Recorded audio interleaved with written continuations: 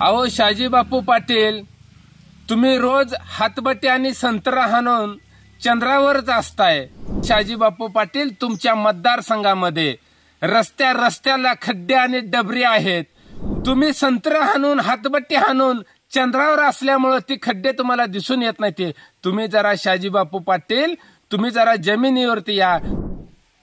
सांगोल्याचे आमदार गद्दार शहाजी बापू पाटील यांनी काल संजय राऊतांवरती टीका केली। शहाजी बापू पाटलांचं म्हणणं आहे की संजय राऊत साहेबांना यानात बसून चंद्रावर पाठवायचं पाहिजे होतं।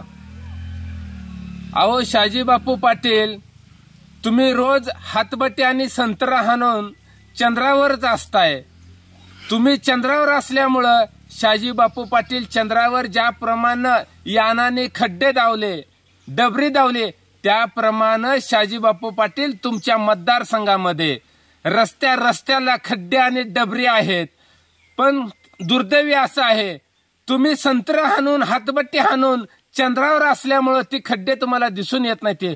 तुम्ही जरा शहाजी बापू पाटील, तुम्ही जरा जमिनीवरती या, तुमच्या मतदारसंघातले खड्डे मुजवा।